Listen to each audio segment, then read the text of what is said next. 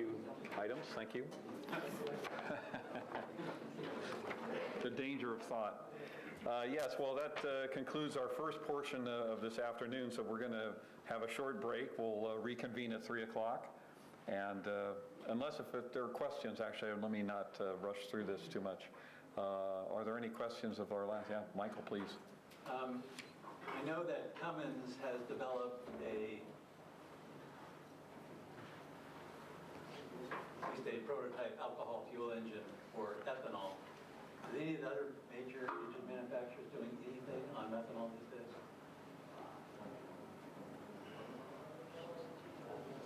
Or at least in the smaller engine categories, not the larger.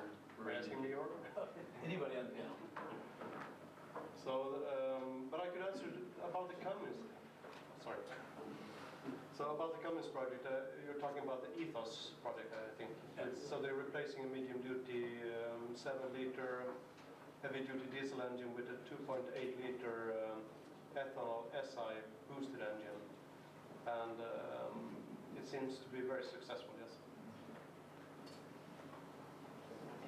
Any methanol being done? Yeah, sorry. Yes. No, not of what I'm aware of. No.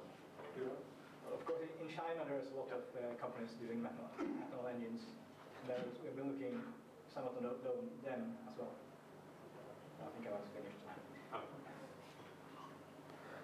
I have a question for you, Martin. Have you done any work looking at variable compression engines? Yeah, we have done a lot of work on variable compression engines. Do you mean with respect to methanol? With respect to methanol, yes. No, not really.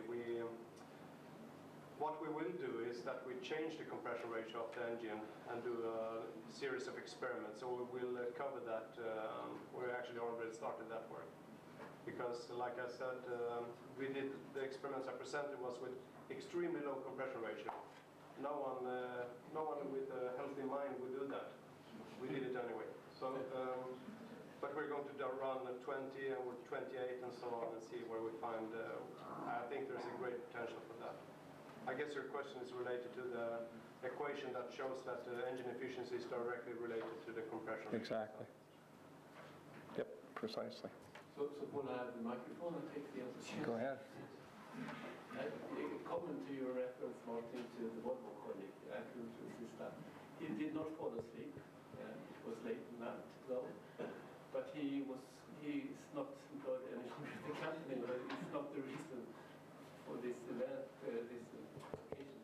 He still is a very innovative engineer, and he was working out of the box. So he was somehow, by intention, discovering this in the sea mode. I know this. He's an amazing guy, actually, but it's a more fun story. It's much more fun. I used to hear two versions of what happened. So. I was not present, but close by. Maybe a little napping, just, okay, fair enough. Well, there's certainly going to be a lot of continuing work and effort in the marine segment. I really want to thank our panelists here for all the work they're doing in this area. Thank you.